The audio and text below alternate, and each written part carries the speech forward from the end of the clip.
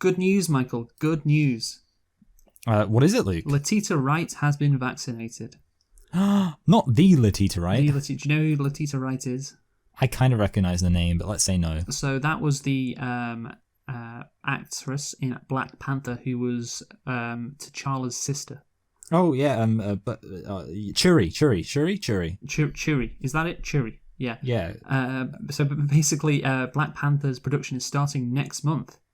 And yeah, apparently, I can only assume that Letitia Wright has been vaccinated, or they're just not bothering. But I don't know. They are filming it in Atlanta. So I doubt there's a vaccination mandate in Georgia. No, yes. So that's why they're filming there in Atlanta. But yeah, no, fair enough. I mean, look, I am going to very much enjoy the irony of watching a Black Panther movie with Letitia Wright, who of course is anti-vax. Yes. And also she's supposed to be the scientist. Exactly. Girl, isn't she? I was just about to make that point. What did you think? What point did you think I was going to make when I said I thought you were going to the irony? I thought you were going to enjoy the irony because it shows Africa as a very advanced state in Africa, when actually we know that Africa is suffering tremendously because of their lack of access to vaccines. You know what? Yeah, that's a good point. Yeah, I guess because of obviously, Wakanda is meant to be this utopia in Africa, kind of. And but that's where all the variants are coming from. But yeah, and it turns out everyone will be just as unvaxxed as the rest of sub-Saharan Africa because of that would be so funny. The new leader of Wakanda's policy towards vaccination. So yeah, that's a good one, Michael.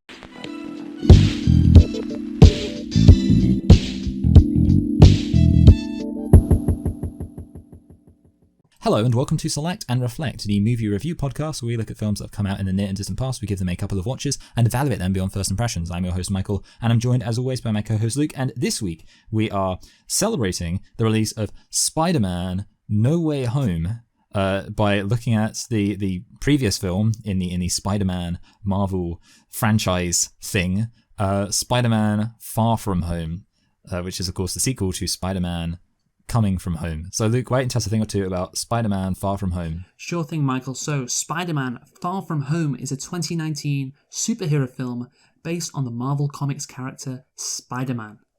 Co-produced by Columbia Pictures and Marvel Studios and distributed by Sony. So yes, this is their second Spider-Man collaboration, Marvel and Sony. It's a sequel, like I said, to Spider-Man Homecoming, which came out in 2017. The film is directed by John Watts, written by Chris McKenna and Eric Summers. The stars, Michael. Tom Holland, who, of course, ends up in Holland. Yeah. Nice. Samuel L. Jackson. Who ends up in Jackson, Missouri. Zendaya. Who ends up going... Then they go there in Germany. They go, first you go here, then you go there. Okay, Kobe Smulders. Yeah, that doesn't matter. Let's not do that one. Okay, no, not going to Kobe, Japan? No, you didn't fancy that one? No, okay. No, because, it's very clearly in Europe, if you're paying attention. Well, I mean, Samuel L. Jackson doesn't visit Mississippi in this movie, so... that's true. Yeah, I don't know what you're talking about, to be honest, pal. I'll just go through the rest. Jon Favreau, J.B. Smoove, Jacob Batalon, Martin Starr, Marissa Tomei, and Jake Gyllenhaal. Huh. That's a lot of famous people, Michael. Yeah. Yeah, it's almost if like... Not the Marissa Tomei. To be fair, she's quite famous, Michael. Yeah. She was a double act with Marissa to you. Okay. And the release date for this movie was July the 2nd, 2019. And the budget, Michael, can we guess what this is? I'm going to guess like around 100 million. Around 100 million, probably. I'm thinking over 100 million. 120 million. You see, here's the thing. I guessed this. Yeah, I don't know why. Sometimes I guess things on the spur of a moment, just like, I wonder what this could be. And I guessed about 150 million, and it's actually 160. Okay, so I mean, I think that proves, because of course you can't tell if I'm telling the truth, Michael, but I definitely am. No, I mean I am. I wouldn't make this up. It just proves that you're not Mysterio. Yeah, you're just really bad at this, honestly. Yeah, I know, but I mean, to be honest, I'm honestly actually proud of myself, even that. I could have been like, I don't know, there's 5 million. No. This is great. What? Go on, keep going. No, I mean, I was just gonna joke about me guessing really, really low, because obviously I was still right, in putting it significantly over 100 million. I didn't get as close to 200 million as I should have. I'll admit that, but I don't know. I don't know if 120 is significantly over 100, I have to say. But anyway, Yeah. the box office, Michael. 20 million, that's pocket change for you. The box office. I mean, I feel high. Obviously, I think a billion's too much, surely, but close to a billion? Why do you always do this to yourself? I'm not even like. I'm sorry. I'm just so frustrated by you. It's 1.13 billion. Like That seems like too much. What do you mean? It seems like Where did too it? much? So I mean, okay, like I'm sorry, but just does every Marvel film get like Yeah, billions nowadays? yeah. Everyone. I mean, all of them? obviously since the pandemic, no. But before, between Black Panther, which I think came out in early 2018, That got a billion. and also this movie, which came out in the summer of 2019. Okay, I'm gonna guess Ant-Man and the Wasp didn't get a billion. And if you tell me Ant-Man and the Wasp got a billion, I will cry. I think Ant-Man and the Wasp probably rates in about 600 million from my memory. But yeah, Yeah. any I mean, obviously it superhero, is Spider-Man. yeah, any superhero with a big movie. I think Thor was close to a billion, but I'd have to go back and check. That was Ragnarok, I think. Yeah, but anyway, so Michael, Okay, just for the record, I was probably going to go for like 950 million, which obviously, is still wrong. In for me the saying it was less record, than a billion. I don't care because you were really wrong. So Michael, did you like Spider-Man: Far From Home? You know, I had many issues with this film. Okay. Well, I had. Well, the thing is, I had some like contextual issues just to do with like the film within the franchise, which irritated me. But also, I think just like in general, I think there was like I was aware of some degree of quality in this film, but it just didn't really. It didn't speak to me. It didn't really hit me where I live, Ironically, it was on a vacation, so maybe that's appropriate. But no, yeah, it was not necessarily that I'm going to stand here and be like, oh, this film was terrible. It was really poorly made. It just, I think, was kind of underwhelming. Yeah, you said it was underwhelming. I also kind of feel like that. It was just like, that was my general attitude. It was like, meh. And there was one pivotal point where in the movie where I was like, okay, this could be this could be going somewhere, and it went in a direction I wasn't happy with. I know what it was. Zendaya, Tom Holland in the hotel room. You were getting excited. What did you think I wanted them to fuck? Is that it? Yeah. Oh right, okay. And then they just went and dealt with this stupid supervillain. You're like, oh, that's boring. He had to zip up again. Yeah. I think that could be it. Now I'm thinking about it. Yeah, that's where my rage comes from in this movie. But no, Michael, it's not. And that's the thing with this Spider-Man movie. I think the last one, Homecoming, I looked at what you can check what you gave it out of 10. I gave it a 7.5 out of 10. I think I gave it a 7. A high 7. Yeah, I think it was fairly decent. Some good moments. I liked like the twist at the end of Homecoming. Even though Peter's related to another one in some way to another Spider-Man villain. But I thought it was a decent movie. I enjoyed it. This one, no, this one isn't as good as Homecoming, unfortunately. But anyway, so we'll get into nitpicks. Michael, how many do you have? Believe it or not, I have none. No nitpicks. Okay, I have 3. Okay. So for some reason, Prague doesn't evacuate after S.H.I.E.L.D. tells them that they're all going to die. That's a good point. Yeah. I guess no one takes S.H.I.E.L.D. seriously anymore ever since they screwed up with Thanos. That's the only explanation I can think of. Yeah, I know. That's the thing. Like, you've seen how literally just recently, like half the people in the world died. Hey, you're gonna evacuate? because the Avengers. We got some Avengers shit going on here. No, that's okay. Don't worry about it. We'll just keep having our fucking festival. Only Ned and his girlfriend are on the Ferris wheel and need to be rescued. No one else decided to go on the Ferris wheel. That's a good point, actually. Or Spider-Man just didn't care about anyone else. Yeah, which wouldn't really be surprising, given this movie sometimes. And Peter's class, they were going home after what happened in Prague. But then instead they go on an impromptu trip to London. There we go. Got it out. And the thing is, obviously they were redirected there. They were redirected there, like you say, but they could have just said, no, we don't want to, because, like the teacher said... so that's a long fucking journey. Like, hold on, did they go by coach from Prague to London? No, I think they went by plane. I mean, I don't know. I imagine they went by plane. Yeah. Okay. Yeah, but there's But even so, that's even weirder, because it's like they're on a plane already. Yeah, the teacher's like, no, the parents want them home. And then, oh no, let's send you to London. It's like, okay. I mean, surely, it's already, like... the whole point of them wanting to go home is, it's too dangerous. And then the fucking teacher puts them in danger again by going to London. Of course, he didn't know, but that guy... He's fired. Yeah, he's getting fired, unfortunately. Well, also, I mean, it's worth noting that catching a plane is the most stressful part of going on any trip ever. So it's like they're literally putting themselves through having to catch another plane. There's nothing more the best part of a holiday, everyone knows, is when you've caught your plane back and you think, oh, I don't have to catch any more planes. This is great. Yeah. Nothing to worry about anymore. Yes. Anyway, so let's get into the film. So in the film, Parker is recruited by Nick Fury, played by Samuel L. Jackson, and Mysterio, played by Gyllenhaal, to face the Elementals while he's on a school trip to Europe. So yeah, basically he's trying to get away on vacation, and it's a very similar thing to a lot of Spider-Man movies where Peter must navigate, being a kid while also being Spider-Man. This time in a vacation in Europe, different setting than like New York, but it's a similar premise. And running throughout the movie is this Iron Man scenario. The villain, of course, is caused by Iron Man, and Peter has to somehow manage to fill the void left by Iron Man as well, or that's what he wants to do basically, but don't know if he can do it. So yeah, that's it. But basically, it's a pretty standard Spider-Man thing of like my normal life, my day-to-day life, and there's all this superhero shit. How can I balance this? What do I choose? But yeah, it's a pretty standard premise, which in some sense, I mean, makes it feel like it should be a very classic Spider-Man film, and obviously, generally speaking, I mean, that thing, when it's done well, can be pretty entertaining. I guess the issue is, how well it's handled in this film, because I'm sure they could have stuck with that whole, like, just sticking with that thing, and it would have still been entertaining. But yeah, because I mean, the first film basically was touching on that, and that was entertaining too.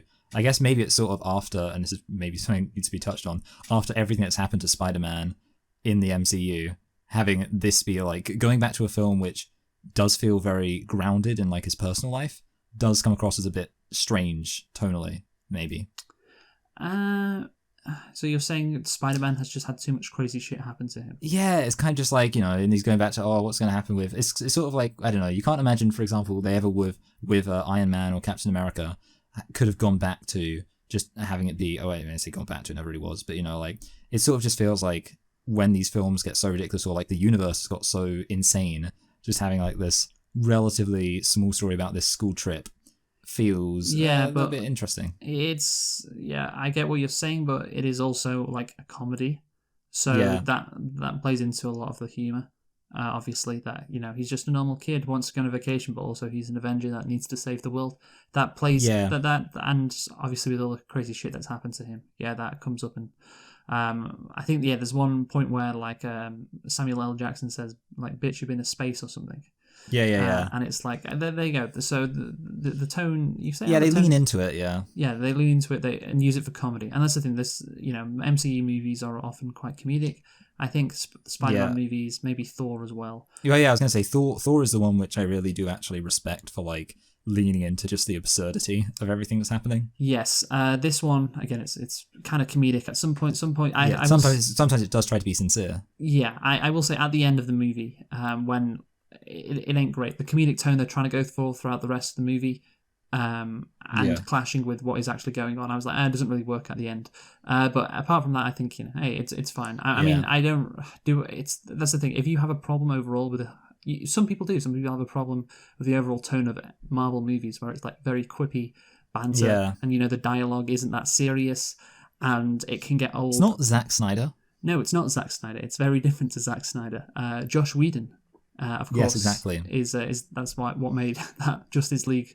Yeah, that's what made it so good. So good. Yeah, the contrast between those two styles couldn't be greater. But this is very much like a lot of witty, quippy lines being said, and you can like that, you can not like that. I probably think that sometimes, I would prefer. I don't mind it in bits and pieces, but they do overdo it sometimes in Marvel, and especially in these Spider-Man movies, I think. And it is, but that's the thing. The point is like this more than any others, like or Thor, like you said, Michael. It's a comedy, so can you get really that mad if that's they're just trying to make you laugh over and over again? But that's the point. But anyway, so the Avengers, Michael. Let's get into the actual script. The Avengers, they've been and gone, as has Thanos. And of course, this is the first movie post Endgame, because Endgame came out, I think, in April 2019. This is just a few months later. Yes, yeah. This is actually the last film in the Infinity Saga. I know, because I. Or Phase 3, as they call it. I believe. Yes. Yes. Yeah. So this was like it didn't. It's kind of weird when you think about how like Phase 3 didn't end with Endgame. Literally, it's called Endgame. It ended with this film. Yeah, I'm not too fussed about it because I think it's good to have like a reaction to what happened. No, You know, yeah, like yeah. an immediate reaction, and this is it, I guess.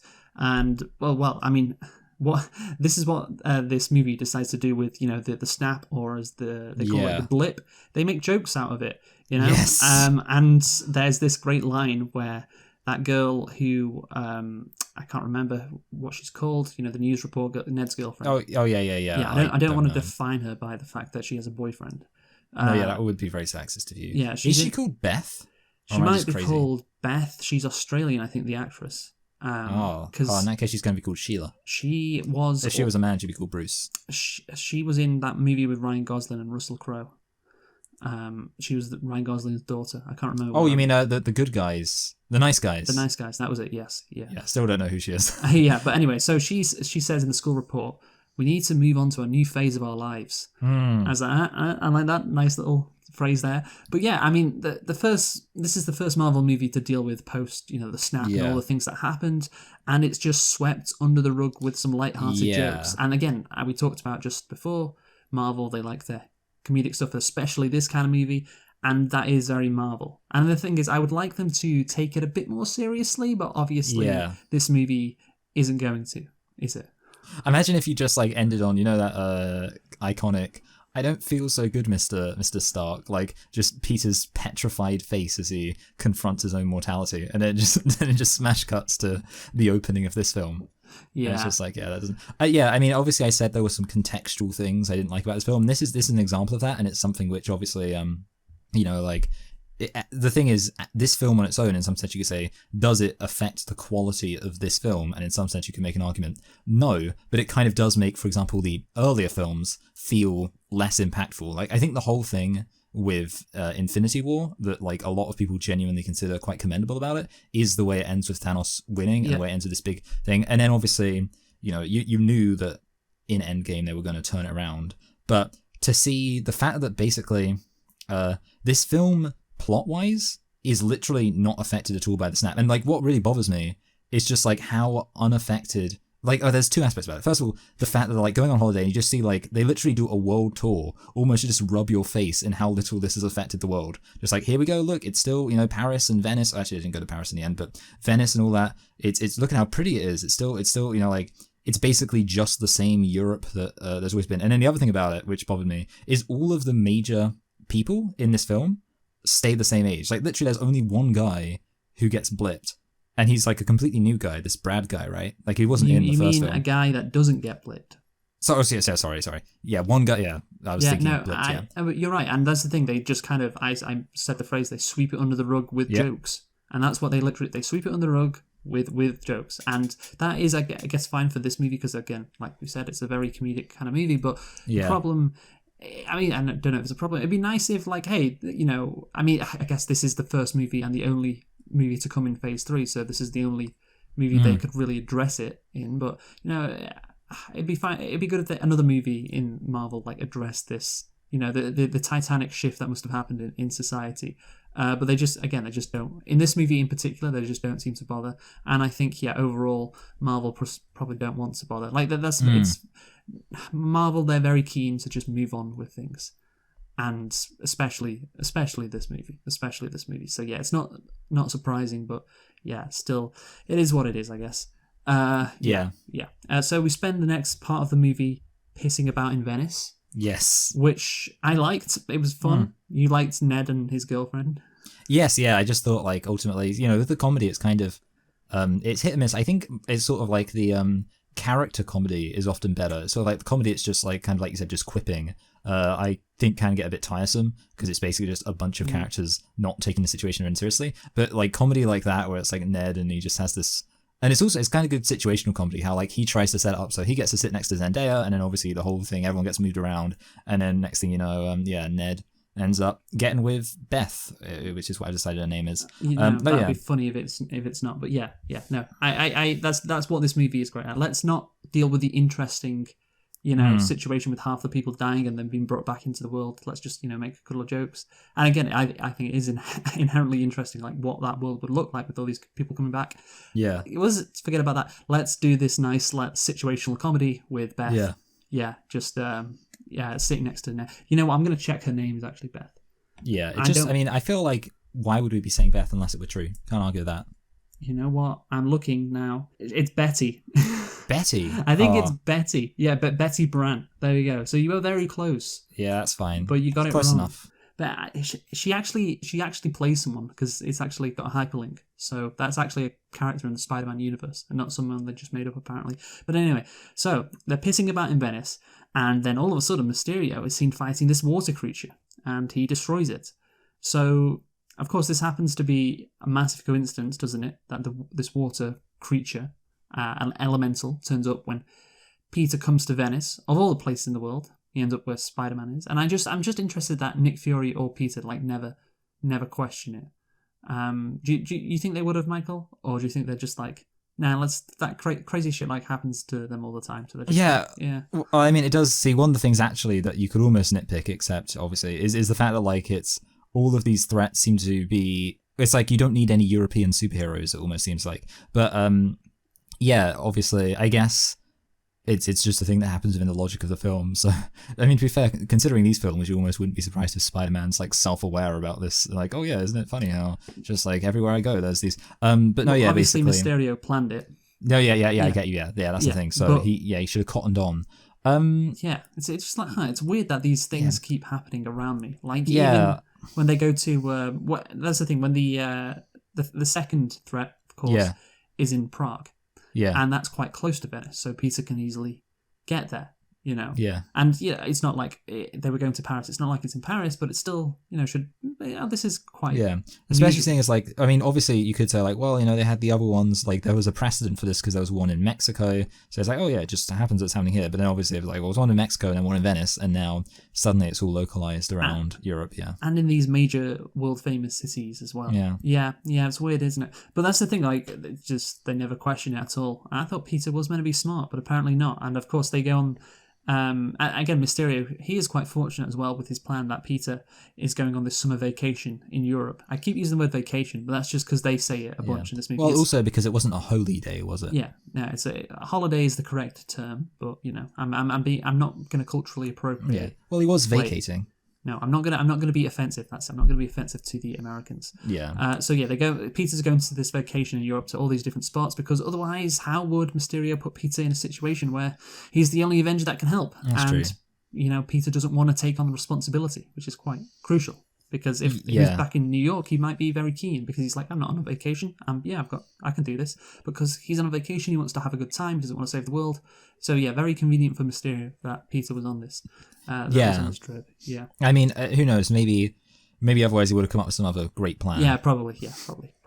But anyway, it was very fortunate. It's like the perfect scenario for him. Yeah. He's like, it really does work out so well. Yeah, there's no Avenger anywhere near because they're in Europe and they're all based in America for some fucking reason.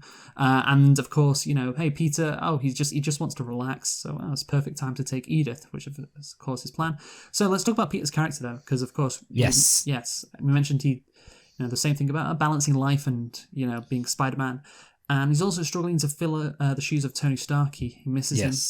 And I do like, again, it's cliche with Spider-Man, his personal life, his vacation. And, I think it's good when Fury lays out to him that you got to choose, and it's a real dilemma. It is a good dilemma because Stark chose him and he doesn't want to let him down, obviously. But he's still just a kid who wants to have fun, especially, on vacation. But that's good. I like the dilemma. But he just really doesn't choose, and he kind of just gets bailed out by MJ figuring out that he's Spider-Man, so he can just admit it, and he doesn't need to choose. No, yeah, I mean, obviously, the thing about it is also it kind of seems like it's impossible that he is ever going to, because he has that line does anybody have any neighborhood questions at the beginning, which I think is that's clearly, I think that scene's supposed to be this is the point, this is his character arc, which is of course very funny considering how it is in Homecoming, because in Homecoming the whole thing is he is friendly neighborhood Spider-Man and he wants to be big superhero Spider-Man. It's a little bit cyclical because then it's obviously then in the films in between these two films, he then is big cosmic superhero Spider-Man, and now he's like, oh, actually no, I want to be friendly neighborhood Spider-Man again. So it's like, come on, make up your mind, dude. Like, you can't have two films one after the other with literally opposite arcs or like opposite motivations. But the thing is, it kind of feels a bit hollow because it's like, well, at this point, it's just like there's no way that, and I guess this is almost also maybe a contextual thing just about the MCU,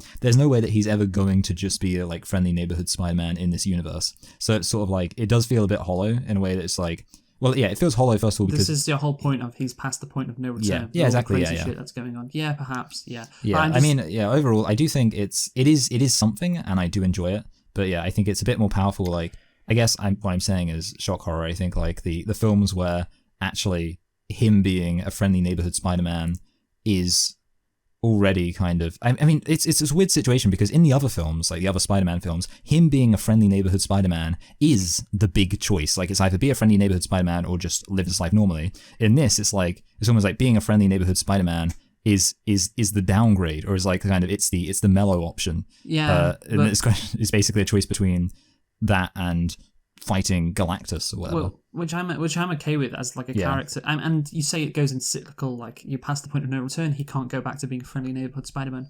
But I'm fine with him wanting to do that and go back to it. You know, maybe he's had a taste and he's like, yeah, no, I'm not ready for that yet. That's fine. He's young, you know. But the thing is, the issue, which I'll go back to, is like he doesn't have to make that choice. He just, again, Mary Jane or MJ figuring it out. It's like, okay, well then you know I'm Spider-Man. So I can just hang out with you and be Spider-Man at the same time. Basically, he doesn't have... Yeah, it is disappointing because, obviously that is his main conflict, and that conflict is now... Yeah, basically what you are watching in this film is the main intrigue of Spider-Man disappearing. Because it's kind of like, what can they do in, say, for example, No Way Home? Well, we'll find out, Michael. We'll find out. But again, it's just the kind of, interest. Oh, he's got real choice. No, the choice has kind of gone away now. He doesn't need to make the decision because Zendaya is like, I call it Zendaya. MJ is like, I know you're Spider-Man, so we can just, at the end of the movie, we can fly about New York together, and if, I can spend time with you, and I can understand why you have to go for long periods of time because you're doing shit. It's all good. His other character arc is not as... I don't think it's as interesting, but it's handled better, which is, he's inspired, of course, by Iron Man, and he's not sure he can live up to Iron Man, which I don't really like. I don't know why he should want to be Iron Man, which is something I'll get onto later. But Happy tells him, Tony wasn't sure of anything, but he was sure you were the right choice to replace him. And I was like, no, that's a good pick me up. That's good. I like that. And I think, of course, that gives him the confidence to go and fight Mysterio. But I just don't think this whole character arc of him wanting to be Iron Man should be in the movie in the first place, to be honest. I don't really care about it. But anyway, I'll talk about that more in detail later, about what it says about this Spider-Man's character in terms of other Spider-Mans. So anyway, Nick Fury tries to recruit Peter to help him and Mysterio defeat these monsters. And again, why would he recruit Spider-Man, Michael? Thor's off-world, so is Captain Marvel, but there's 15 other Avengers that exist. Yeah. And I think most of them are not high school kids. What about Black Panther? I mean, it would make more sense if Fury were like, hey, you're here, so you might as well help us, Yeah. But he's like, he doesn't. And of course, afterwards, in the post-credit scene, it's not actually Fury, but I don't fucking care. That's a cheap get out clause. You can't do that to me. You can't. No, this is Nick Fury, and we only find out that it's not Nick Fury at the very end. And some people may not have even seen that. So you can't say, oh, it wasn't actually Nick Fury, so we didn't know what to do. No, fuck off. You're not getting away with that. So and you never have. Sorry, throughout the movie, you never have any idea it's not, because he acts exactly like Nick Fury would.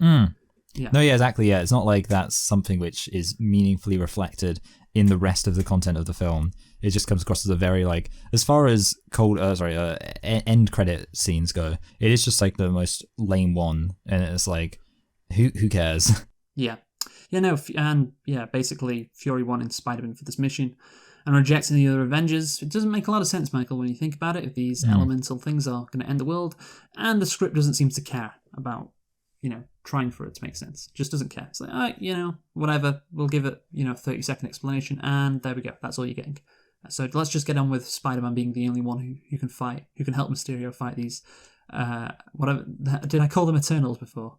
I think you might have actually. Elementals. Fucking hell. So too many characters in Marvel. I know, So anyway, sort it out. Tony Stark gives Peter this device called Edith, which is this multi-billion-dollar drone system, which means, again, he is basically Iron Man now, isn't he? Yeah. Again, I just like, why? He's not Iron Man, he's Spider-Man. They're different characters. And God, I'm going to go off on a rant on that later. Well, I'll read an article. But yeah, like Spider-Man just feels so much more grounded when he was in the original Spider-Man movie with Tobey Maguire. Like, he was this kid from Queens. Now he has these fucking drones, these devices that can kill anyone at any time, Michael. Doesn't seem very Spider-Man-esque. What do you think? No, yeah, I totally agree. Like, ultimately, I mean, the whole, like, Spider-Man gadget thing, I think the other aspect of it is, like, the reason why Spider-Man is such a cool hero is because he feels like how, like, you could imagine being Spider-Man, you know, like, and it's kind of like the idea of there's no like massive expectations that come with it. It's just you have these pretty cool powers. It's not like super gadgets. It's just the ability to shoot webs, and you're a bit faster, a bit stronger. And you can just go stop banks and all that kind of stuff. The only condition is you do need to live in the city with lots of skyscrapers. But like that's the thing is it's there's an aspirational nature to it. Obviously, a kind of fantastical aspiration. You know, I guess it's the escapism. Whereas in this case, it's like, oh, you're just. I mean, obviously mentioned Tony Stark. It's also like, oh, you're just Batman. It's kind of like not really as much interesting to it because it's, oh yeah, I guess if you've got loads of technology, you can do anything. But who wants to be bloody Inspector Gadget? Just no, it feels less authentic in a way. He's meant to be an everyman, isn't he? That's the exactly that's the spirit of Spider-Man. Like an everyman who's just like, hey, of course he's very smart. You know, that's what separates him. But you know how he wants to get the girl next door, which is MJ. And he's you know a bit of a nerd, all of that, which I'll get onto later again. But yeah, I'm really referencing that article I'm going to read quite a bit. But no, it is truly how I feel, written perfectly. And I just find, you know, Spider-Man basically having this suit, I don't know, which can command like an army of surveillance and assassination drones. Yeah. It's just like, yeah, that's not his character, and it's just a bit shit, really. Very far away from, you know, what Spider-Man should be. But let's talk about Mysterio, Michael. Because Mysterio and Spider-Man, you know, fight the fire monster. Oh, I do love it when Ned is asked by his girlfriend, "Is that Spider-Man?" And Ned says, he says Night Monkey. No, that's not him. That's the European ripoff of version of Spider-Man. I read about him the other day. That's probably the line that made me laugh. The only one. But the Night Monkey thing, yeah, it is what it is. But yeah, that's funny. But anyway, so Mysterio and Peter defeat the fire monster, and well, that's all, folks, isn't it? That's all. Fab. Yes. Movie's over because they defeated the threat. So, what's this? Mysterio is actually a bad guy. You know, what a shock. Were you shocked, Michael? Well, no, actually, because I did know of Mysterio as a villain. Because I don't know, I think, you know, sometimes I guess I must have just seen probably like a Watch Mojo video, top 10 Spider-Man villains. He's the thing is, sorry, just to put in, like, there's a couple of clues that give you the idea that he's evil. First off, not a lot is revealed about his own planet. They just go over it very quickly. Yeah. Not a lot of detail. Also, I mean, sorry, I was just going to say the elementals are pretty boring. So yes, and Marvel never has boring villains. Never, no. But yeah, then there's the fact that he's such a nice guy and he comes out of nowhere to defeat these monsters. It's like, oh yeah, there's definitely going to be something weird about him. Like, he's too perfect, you know. And naturally, of course, people might know about him anyway. But yeah, I think, did you enjoy the reveal of him being... Not the twist. I think we could see. Yeah, the reveal there, when like everything is a projection. I like everything is real to be fake. Yeah, well, yes. I actually did enjoy it. I thought it was a pretty effective moment. To be honest, I do think if somebody was kind of, maybe not really fully expecting the reveal, I think it's an effective way to reveal it. And to be honest, I think even expecting it, it's like, okay, yeah, this is like a fun way of like, flipping things around. I will say this just quickly about the reveal now, or the twist now. It does make a lot of like the bit where Spider-Man and Mysterio being partners feel a little bit just pointless in a way when you're watching. Because this time I was like watching it again, and I was like obviously knowing exactly, I was watching it for the second time knowing exactly what was going to happen and when it was going to happen. It's kind of just like seeing Mysterio and Spider-Man bond. I was kind of like, am I really getting that much out of this? And I don't know, I'm not really sure. I think there's kind of a charitable interpretation would be like, well, you kind of still get to see something about Spider-Man's character and stuff. But I know it's sort of like with a villain, it's kind of like, the film doesn't give itself much time to develop Mysterio as a villain, if you get what I'm saying, because it's like they're setting him up for like the first half of the film as a hero, in a way. Not sure if that's... No, I think that's a good point. No, he's... I mean, that's the thing. We'll get into his motivation basically and his character. But yeah, firstly, let's talk about his plan. Yes. Basically, well, I think it's ambitious, but I think it can work. Again, he's very fortunate that Peter is in this perfect situation for him to manipulate him to give him Edith. But yeah, getting him to fight these monsters in Venice and Prague, and basically meaning that it's not suspicious because you were there anyway and you were kind of near Prague, so there you go. You just have to battle this, Peter. I'm sorry. And then the manipulation of again, he's out of his depth. He doesn't know what he's doing. You take over because you seem like such a nice guy. Again, an ambitious plan, and it could have gone wrong quite a few times, and of course it eventually does. But no, I think it's a decent plan. The problem is I don't know how possible the manipulation technology is. Yeah, I mean, it is kind of a weird situation because obviously they...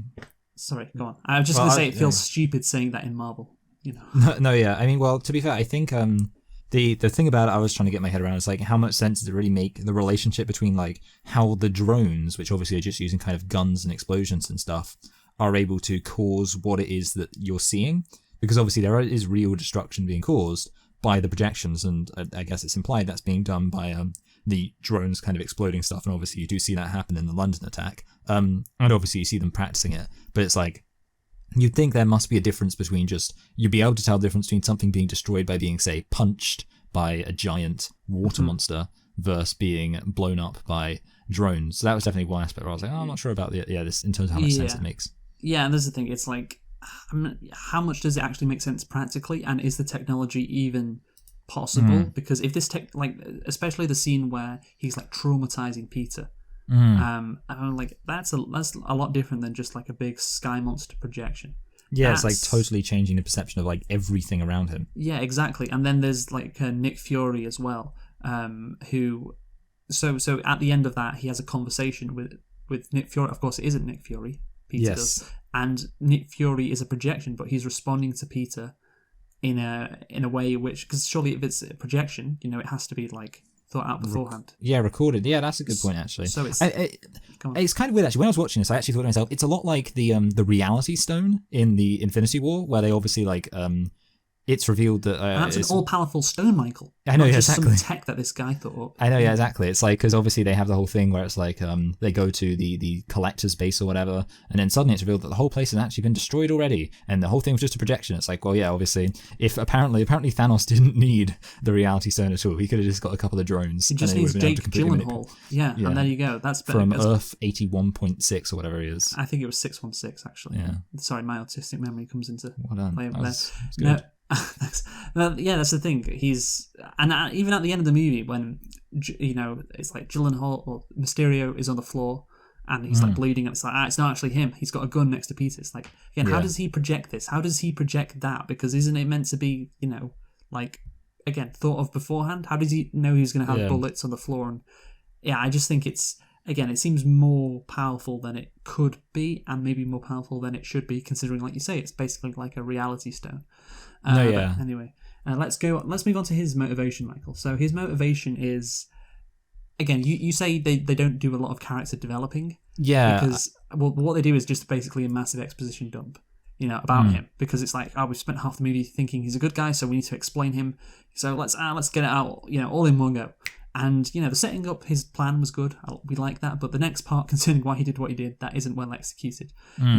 There's no need for him to do that, to go through everything, what his history, because everyone in that room fucking knows it already. Yeah, no, yeah, it does. Yeah. But again, it's just not delivered well. The motivation, though, so the delivery's not good. The actual motivation. He was fired by Tony Stark. A scorned ex-employee of Tony Stark. And yeah, it's Tony Stark giving Edith to this kid. I like how he's also mad that the Department of Defense didn't get it. And it's like, what a cuck. Yeah. Would you say a cop or a cook? I said cuck, because he's like a bootlicker for the state. Yeah, exactly, he is. It's like, give the Department of the Defense this. Oh yeah, I'm sure they'd fucking love that. But yeah, it is very similar to the first Spider-Man movie. Again, I like that concept of a scorned ex-employee of Tony Stark, because you can imagine Tony Stark would piss people off, particularly his employees. But he's a real Elon Musk. Oh yeah, exactly, and we'll get onto that later. Sorry, I'm referencing that article so much. But yeah, of course, in the first movie, Michael Vulture was a scorned ex. No, he wasn't an ex. Yeah, he was like a self-employed contractor who just got undercut by Stark shafted. No, the government literally came in and said, no, you're not allowed to work on this. This is Tony Stark who's working here. So again, it's like these Spider-Man villains are created by Tony Stark being a bit of a prick. And again, that undermines, the whole notion of Spider-Man looking up to him, because he keeps having to defeat these villains who are only villains because of fucking Tony Stark. But yeah, again, it's a trope which is used in the first Spider-Man movie and the next one. I don't think it'll be used in Far From Home. So it's good that they're not. No, that's the next one? No Way Home. Sorry. Yeah. But yeah, again, his motivation is kind of clear. But I was wondering, like, what is his end game to this? Because when he kills Fury, oh, you wanted to talk about? I wanted to ask because, and to be honest, I should have really mentioned it for the plan. Like, it's not really clear to me what. I mean, you basically said it yourself. Yeah, what's the end game? Like, they do all of this. Everyone thinks he's a hero, and then what? What does he do then? Because he's not actually a hero. He's just some guy, as they say. So, what do you do then?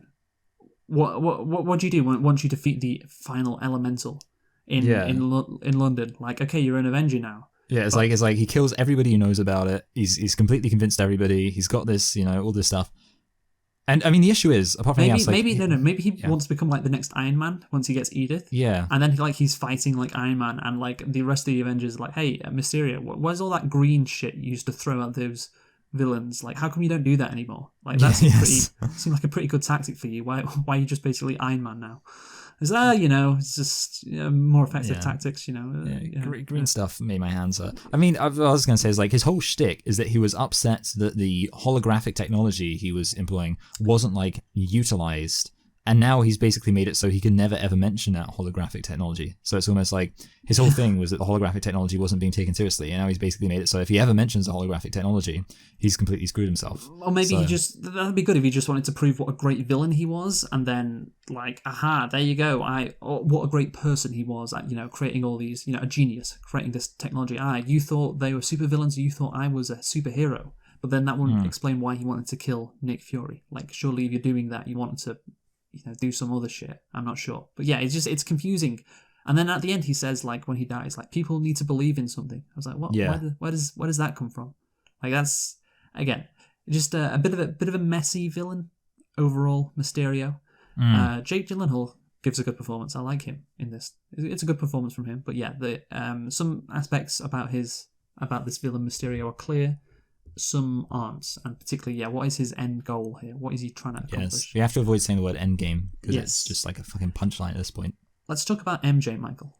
Yes, so, from Endgame to MJ. So she finds out that Spider-Man exists, and I think I'm fine with that idea in general. Of course, like we said, it kind of ruins Spider-Man's dilemma. Like, is he gonna go with his normal life, or is he going to be a superhero? Because he can kind of do both now. It's a bit of a cop-out. But let's not talk about that. Let's talk about, is it a good idea in principle that MJ finds out that Peter Parker is Spider-Man? Because I think overall it is decent. I like how she's like, I figured it out. That's original, I guess, and kind of makes sense because, of course, a lot of people complain about the fact that how do people not know that these people are superheroes? It's quite obvious. She figures it out. She kind of undercuts that trope.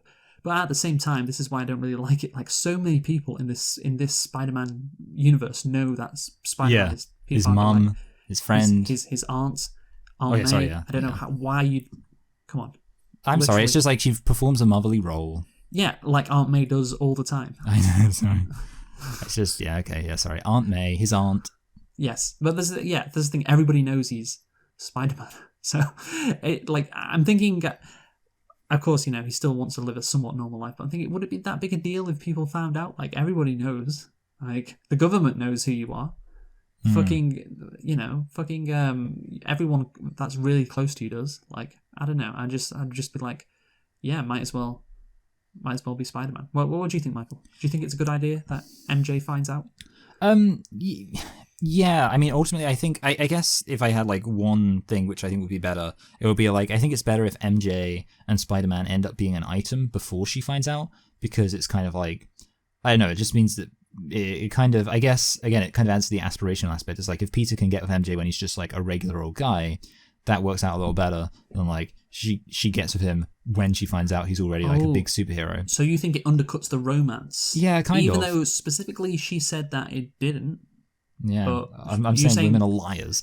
Yeah, you're saying that she's just with him for the clout. No, yeah, I mean, I don't know. See, okay, well, here's the other thing. I feel like I like the idea of like Spider-Man, she only finds out, because she does find, let's say, hypothetically, finds out eventually, but like after she and Spider-Man have like a real proper trust, it's kind of like, I guess I don't like the idea of Spider-Man just telling, or well, not necessarily telling her, but like of her finding out just because she finds out, rather than him kind of obviously telling her, maybe telling her because she's kind of worked out a bit, after there's kind of a trust there. Because I feel like you think about the people who knows, it's like his best friend, presumably like for a very long time, like very well established, really trusts him, his aunt who's functioning as his guardian, and it's like, okay, that makes sense. And it's just a girl he has a crush on who like is friendly with him, but not, you know, that you can't really say like that he has this really close relationship where he trusts them more than anything. So yeah, I guess that kind of just undercuts the specialness of it. That's my theory. Okay, yeah, I guess so. Yeah. Yeah, I know. I get what you're coming from. The specialness of the romance. Yeah. But that's the thing. Talking of the romance, I just genuinely don't really understand why Peter would want to get with this version of MJ in this Spider-Man universe. Because I was thinking about it. It's like she, of course, is weird. That's her character. Yeah. And Peter seems like a very normal kid. And it's like, if I bet in real life he would look at her and be like, she's a fucking weirdo. Yeah, she is. She's very. She's very kind of like random, you know, like she feels like the kind of girl who like posts on 4chan. Okay, that's my work. I don't know. No, the thing is like her whole thing is like she's a white nationalist as well. Yeah. No, you kind of get the impression. I feel like a lot of people who are actually very annoying probably look at MJ and think that's what they're like, which to an extent is probably not entirely untrue. No, because people like that exist in real life, and of course exactly. Zendaya, she's got like supermodel look, so maybe it's a bit different, but people find them fucking annoying. Yeah, exactly. Yeah, I think. Well, also, I think it's worth noting that Zendaya, like, they do a good job at making it. They kind of like do the standard, making her look more plain, and that seems just amount to like giving her like frizzier hair. And yeah, but yeah, that's fine. Whatever. That's like a common thing. Basically, yeah, I agree with you that it's kind of like she just. Yeah, it's just like an attitude which I think most people in reality would just find very intolerable. And it's kind of like, she feels like kind of person who like, can you imagine like her and Peter dating, trying to have like a serious conversation? No, I can't, because literally every time they're together, they don't have a serious conversation. Exactly. It's all like oh, blah, blah, blah. It's all like awkwardness, and it's you know, and that's the thing. They're very different. Like they have two different personalities. Like fucking Ned and what's she called? Betty. Beth something. No, it was Betty, right? Yeah. They seem to have, from what we can tell, like similar personalities. And it's just like MJ and Tony, MJ and fucking what's he called? Peter. There we go. Can't believe I forgot that. They seem so different. And it's like I don't know how they'd mesh together. Like I want to see in the next one. What's it called? You know what? No Way Home. No Way Home. They're too similar. You know what? Yes. We joked about it before. They are too similar because I keep getting mixed up, and that proves they're too similar. I want to see a conversation between MJ and Peter in No Way Home, like a genuine conversation of them just talking, not about the plot, you know, just about life in general. I want to see that. I want to be proved wrong here.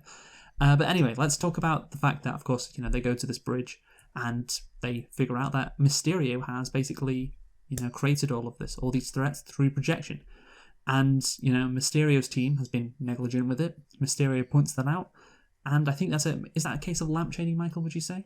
It's like, you know, obviously, if one of these projectors is missing, that could give away the whole game. Yeah. Yeah, and Mysterio's really mad that they forgot it. But obviously. Yes, exactly.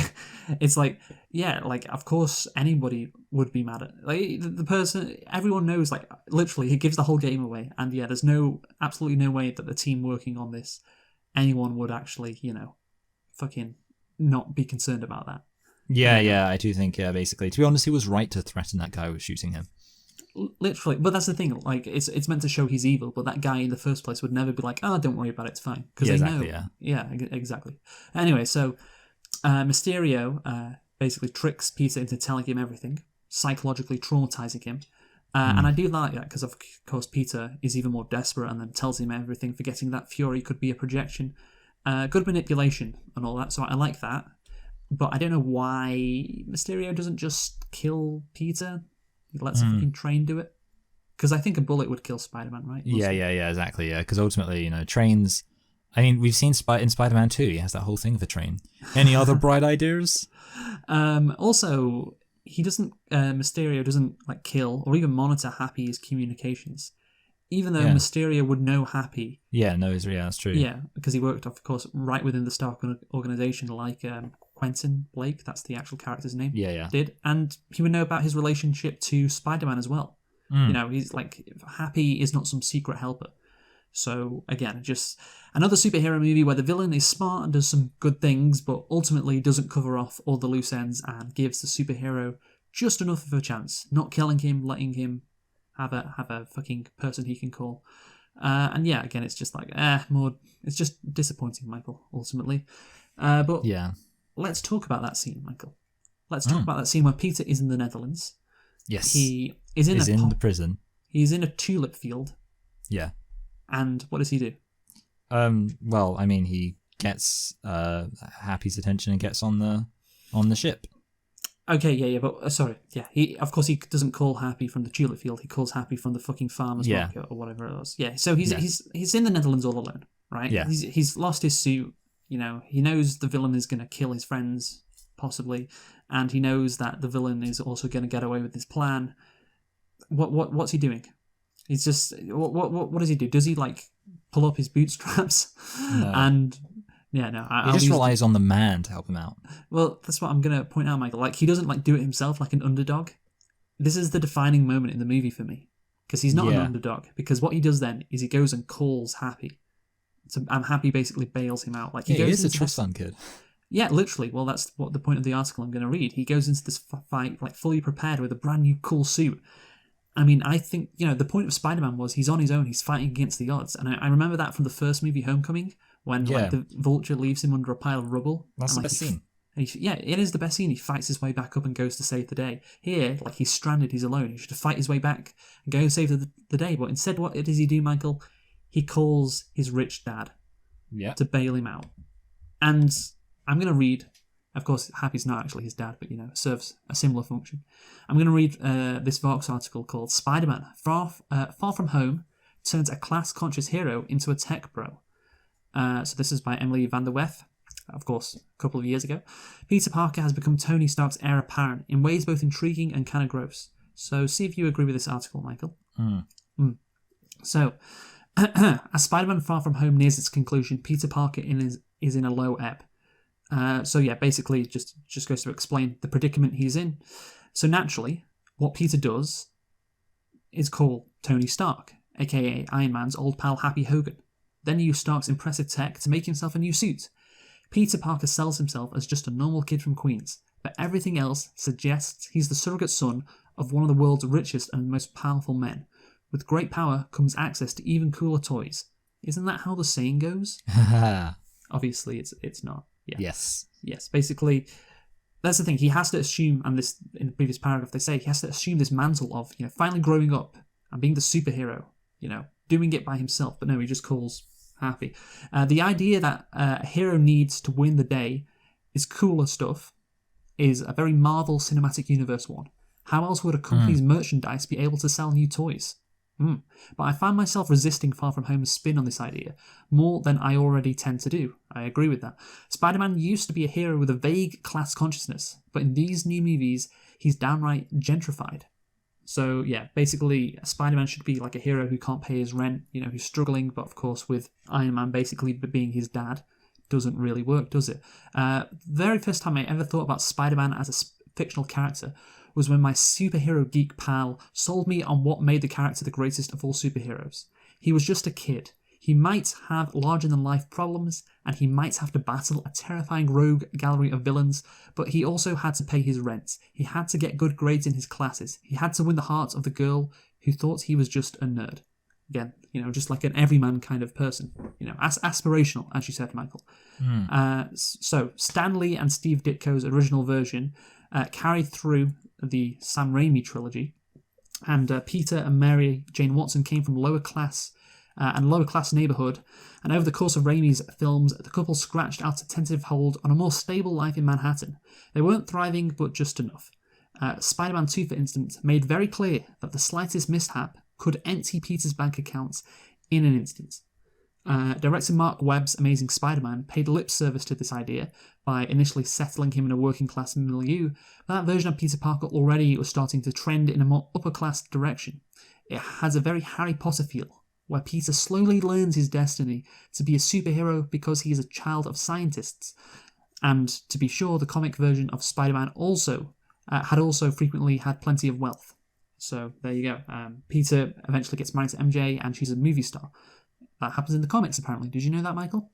Well, I guess it would make... I didn't know that, but I guess it would make sense because MJ's trying to act in the Sam Raimi films. Although she's really bad at it in the Sam Raimi films, which is funny. Yeah. So she doesn't get to be a movie star in those films. Those films are really good. But anyway, but anytime Peter starts to creep a little too close to genuine wealth and comfortable living, a writer will come along to yank the character back to his young and hungry roots. Peter Parker is a character built atop class conflict. He's an orphan who grows up with his cash-strapped aunt and uncle in a lower-class neighbourhood. Just when Peter has some cool superpowers that make him a quick buck, his uncle dies. Unlike plenty of other superheroes, like, say, Iron Man, the fact that he has to scramble to make money gives Peter an added layer of relatability to many readers. Of course, he doesn't really have that in this, this Far From Home. In recent years, the mantle of Spider-Man, who has to eke out a life amid adverse economic conditions, has increasingly settled on the shoulder of Miles Morales. Yet, even in Spider-Verse, Miles' presence in a magnet school is an easy shorthand for a talented kid from a working-class background pulling himself up by the bootstraps. Miles' family is struggling to make ends meet, but the movie doesn't make a big deal of it because Miles has a scholarship to attend a prestigious magnet school. He's a character on an upwardly mobile track. In the two Tom Holland Spider-Man movies, however, Peter Parker has a few of the trappings of the character's original working-class background. I guess the apartment he and Aunt May live in Queens is smaller than the other Avengers' homes, but his journey isn't even one of successfully chasing the American dream. It's one of learning to embrace the coming tech utopia, and especially its many benevolent billionaires. Which billionaire did you reference earlier, Michael? Ah, yes. Elon Musk. Elon Musk. Would you say Elon Musk is of course, Tony Stark has been compared to Elon Musk, but yeah, he's at the centre of that, isn't he? Very benevolent. Yeah, such a benevolent billionaire. The MCU isn't exactly a universe where class enters into stories, but it is especially noticeable with these two Spider-Man movies. I didn't know I needed Spider-Man to be a working-class hero for the character to work, but there's still something cynical about the MCU's treatment of him as an Iron Man protege. Peter Parker is defined by his sincere do-gooder nature. Tony Stark typically did the right thing, but always with a naughty wink. To have Peter tied so closely to Tony thus feels a little hard to take. To be sure, the MCU Spider-Man movies are about Peter cozying up to Tony because on some level they're about Sony Pictures cozying up to Marvel. Do you like that comparison, Michael? Yeah, I do actually. $2 billion companies being friends. Peter tries to draft off Tony's success because, well, that's literally what the movies he's in are trying to do. Far From Home is very noticeably interested in what happens to a superhero cinematic universe without its foremost member.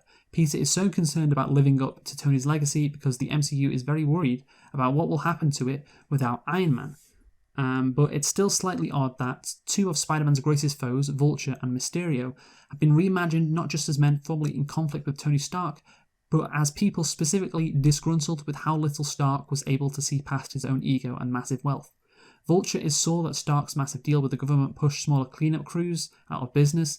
Mysterio is mad that Stark took too much credit for inventions and ideas dreamed up by other people.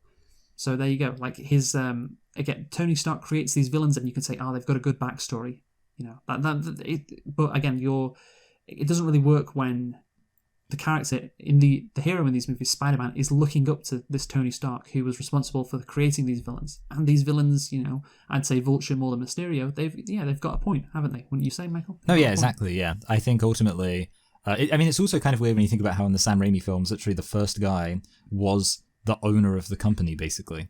And obviously you could say, well, he got kicked out by the shareholders, but yeah, he certainly wasn't some guy who was, you know, down on his luck or anything like that. Lived in a mansion. Yeah, exactly. Yeah, like that's the thing. These, generally speaking, I feel like the idea that the people who are super evil and willing to step over anything and do anything to get more power and more wealth are the people who in our current society have more power and more wealth. Whereas obviously, the MCU seems to be like, no, the people who've got all the power and all the wealth are really good people, and it's all the people who have been stepped on and screwed over by those people are the ones who are going to use evil, nefarious means to try and succeed. Yeah, it's like a theme now, which is, I think, the major issue. One of the tensions within both these movies is that the villains in them are, on some level, right. Tony Stark represents corporate America, and corporate America does shove the little guy aside and strip the imaginations of its employees for parts. But, as is too often common with the MCU, both films are interested in these ideas only so far as they can be safely swept under the rug by the pseudo-parental relationship between Tony and Peter. Should Tony think more about how his actions affect other entrepreneurs and his employees? Probably, but wouldn't he be a good dad instead? That's what the movie wants you to focus on. Yeah.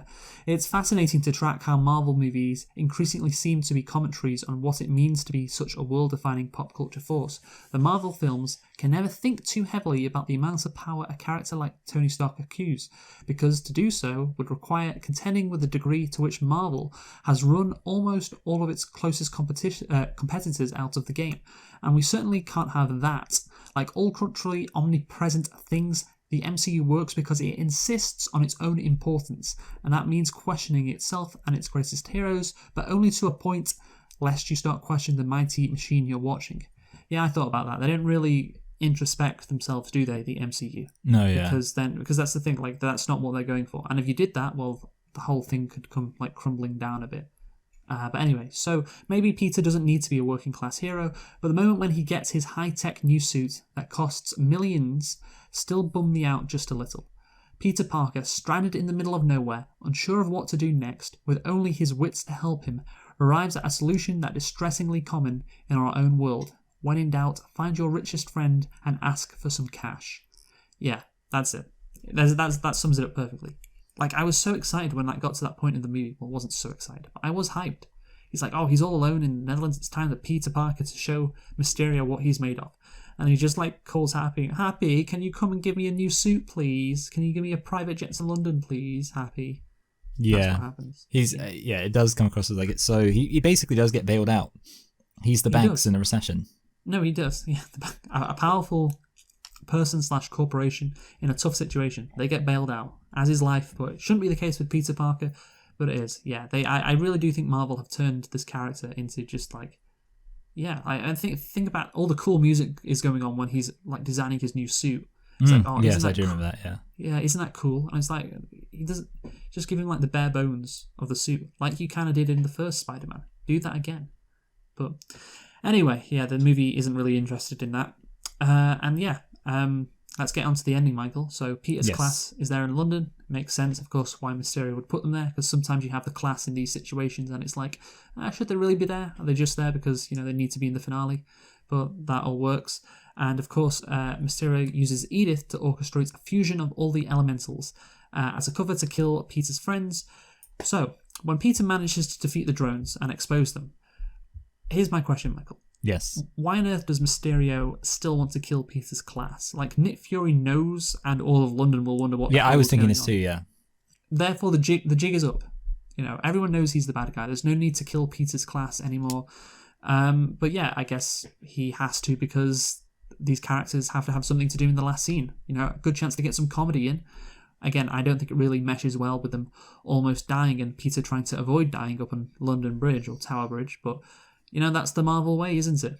Yeah. So, there you go. What do you think? No, yeah, I definitely agree. Yeah, I actually was thinking that. Like, it seems like actually at this point, the cat's kind of out of the bag if he's gonna, like, wait until Peter gets here and then, like... Because I was thinking to myself, like, apart from anything else, Peter could just tell people as, like, a contingency anyway. Because if you know that the whole reason this person wants to kill you is so you don't tell people, well, just tell as many people as you can and make it known that you told lots of people. That's kind of what I was thinking. And then obviously, yeah, the fact that once he'd actually completely screwed over Mysterio's plan, yeah, at that point, Mysterio literally had nothing to gain from it. And yeah, it just felt completely...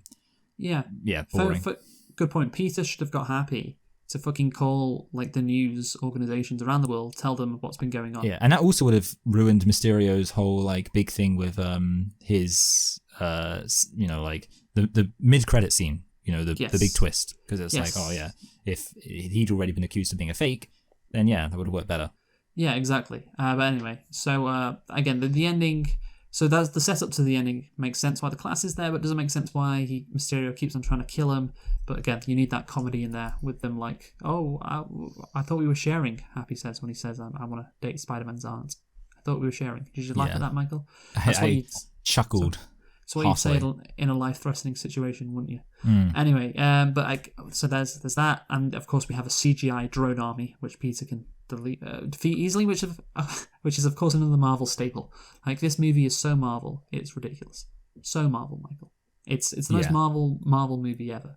But I just need the sky beam in the sky. Remember those? Oh yeah, I wish they would have had those. Yeah, I missed them. They don't do those anymore, unfortunately, because I think people call them out too much. But anyway, so Peter defeats Mysterio using his Peter tingle. Yes. Or his Spidey sense. But the thing is, why was it lost in the first place? In Spider-Man 2, he lost his powers because he stopped being Spider-Man. In this version, it's just because he lacks confidence, I guess. It's not the same thing, but alright, I guess that can work. But the thing is, it's hardly referenced in this movie, apart from when Happy talks to Peter on the plane about it. And I'm like, oh yeah, so he has lost his Spidey sense then, huh? That hadn't really been referenced up until then. It wasn't like a big deal. No, I mean, that's the thing, they should have made it a bigger deal. Like, Nick Fury should have said something after Prague to Peter, and Peter, about, you're not, is something wrong with you? You don't seem to be as reactive or something as you usually are. And Peter should have mentioned it to Mysterio while they were at that fake bar as well. Like, you have opportunities to mention it.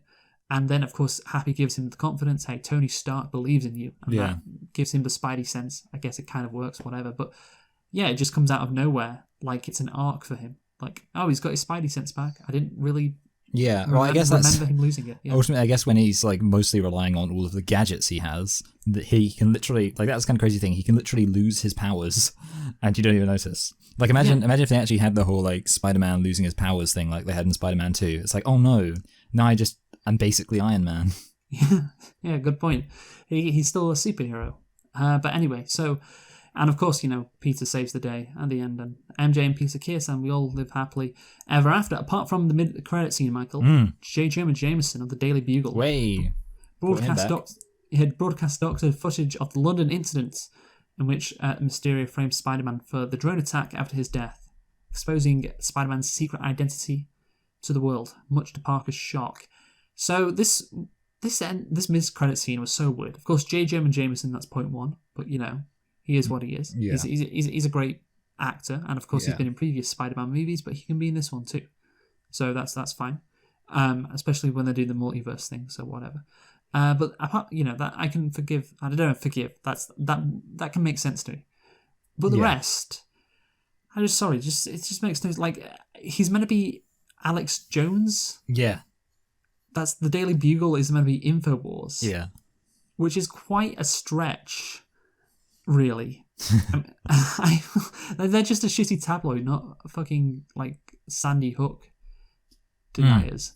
So I was like, I'm not sure about that. And if he was, the Alex Jones in this universe, would his fucking, like, what would news organizations take what he has to say seriously? I don't really think so. So there's that. And obviously the footage is doctored. Like, it's clearly doctored. Like, you don't even see Spider-Man or Peter's mouth move. I know, yeah. That's like... And bearing in mind, okay. I mean, okay, so, like, this... You could say anything. Yeah. I was going to say, if you're going to take this seriously as, like, something which is supposed to be convincing, that means that this is a world where you can apparently... One guy has the ability to produce super insanely accurate holograms and all of that. But the rest of the world apparently doesn't have the ability to just obviously doctor videos if people are going to take this seriously. Which seems like a bit of a technological disconnect. Yeah, I mean, obviously you can doctor videos. Which actually is the other point. Like, Mysterio could have just... he didn't even need to doctor the video. He literally could have just made, like, a totally... I guess he... it would have been difficult. Well, no, it wouldn't have been, because the other people working for the organization, his other team were presumably the people who did it, and they have the ability to create all of these fantastic things. They could have literally just shown Spider-Man webbing babies and throwing them into the Thames. Yeah, exactly. But that's the thing, it's just, you don't see Spider-Man talk. You could have any audio on top of that. And again, just... nobody would take this serious. It's just so completely ridiculous, and the Alex Jones thing, it's just ridiculous. And the fact that, he reveals Peter Parker to the world. Again, like, if you were a news organization and you were putting that on your news channel, say this is like the stand-in for CNN, you would have to make sure, because I don't know, you could get into some legal issues. Yeah, if you accuse someone of being a Spider-Man when they aren't. Yeah, I accuse someone and just completely ruin their life, because if they have no knowledge of it. But yeah, I mean, that it is what it is. It's just a really bizarre mid-credit scene, which I think is just awful in so many ways. Not just because it's kind of tacked on and it's a massive thing at the end, but yeah, just how it's done. It's just really shit. And it doesn't give me confidence that, given this is how that storyline starts, doesn't give me confidence for No Way Home. Yeah, I wonder what they're going to do with it. Also, isn't No Way Home supposed to be all about the multiverse, different dimensions and stuff? Yes. Which kind of makes me think they're literally just gonna, in that case, it's not even gonna be set on Earth, so they're just probably gonna just brush over it or something. Yeah, which is weird. I think it's again, you can set things up better than that. You can. It's just lazy. There's just no effort at all. But anyway, let's conclude, Michael. You go first. All right. Yeah, I mean, I think pretty much everything I said about the film I didn't like. I still don't like. Which I guess I'll just reiterate. I think that the way it exists within the context of the rest of the MCU is kind of rubbish because it takes away a lot from the impactful Infinity War. And ultimately, I also think, just in general, Spider-Man in the MCU, he doesn't really work for me. I think Homecoming, they did a good job with a bad situation, which is trying to fit Friendly Neighborhood Spider-Man into the Avengers. And basically the way they did that was by having him not be allowed to be an Avenger. But now it kind of just seems like he is literally just becoming no longer Spider-Man. And nothing that makes Spider-Man good is, applies to him, which I can't really get behind. Obviously, they're instead making Tony Stark, and I can't really get behind that. And on that note, I'll say that your whole thing about him being a tech bro and a trust fund kid, I didn't really kind of put in those words in my head, but obviously it was kind of, I think, something which I was aware of. And now you've put those words and presented it in that way. It's made me realize how much more annoying it is. And I think, it's made me less fond of the film. But overall, I mean, it's still a competent action-adventure film. So I'm going to give it some credit for that, but there's a lot of things I don't like about it. So I'm going to give it a low 4.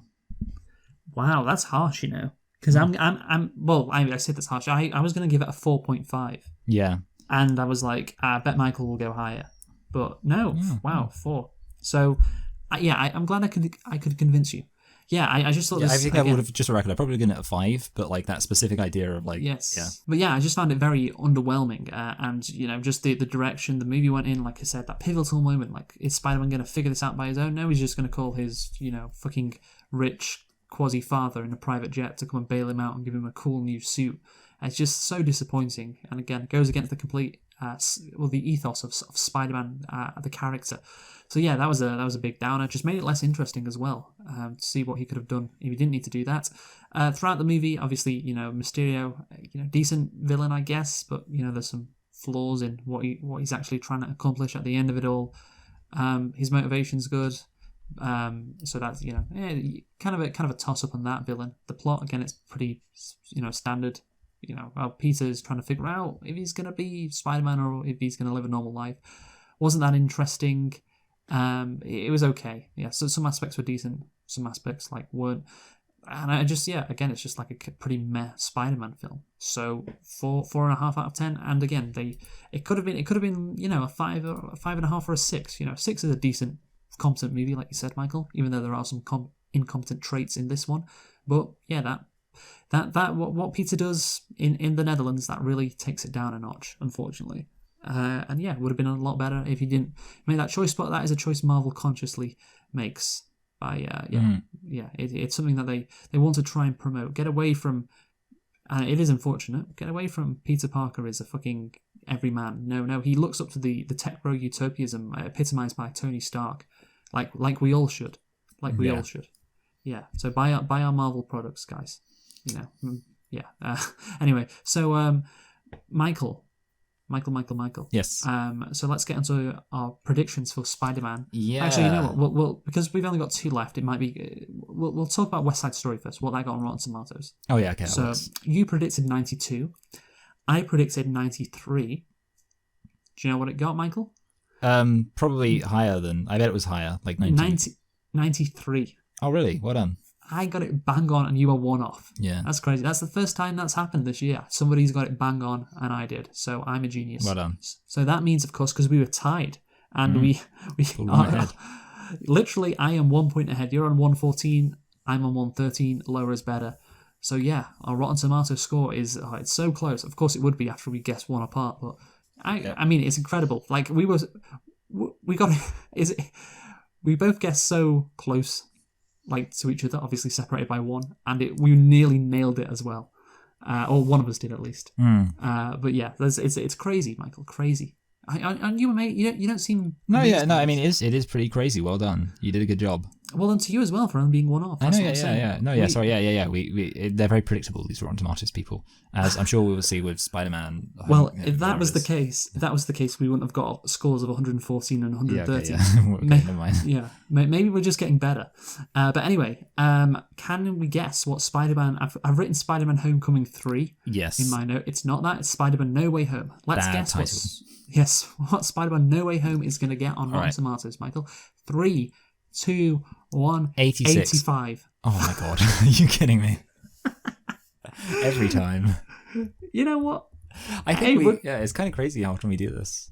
It's going to come down to The Matrix, which is the last one, The Matrix 4. It's going to come down to that, and we're going to be separated by 2 points, or we're going to tie. Or we're going to be tied. Oh, bloody hell. Bloody hell. God, this is so exciting, Michael. Anyway, what are we doing? What are we doing next week? Oh, well, you've kind of already hinted it. We're doing The Matrix for The Matrix 4. For the Matrix 4. What is does it even have a name? The Matrix Resurrections, I think. Anyway, yes, something like that. Anyway, thank you for listening to our review of Spider-Man: Far From Home. Bit of a disappointing movie. Join us next week for The Matrix, Michael. The Matrix. In talking about a conventional Marvel slot, which you get like every fucking summer, like this Spider-Man: Far From Home was a complete 180 to The Matrix. Yes. So join us next week for that. Who have you been, Michael? I've been Michael. I've been Luke. Thanks for listening, and goodbye. Goodbye.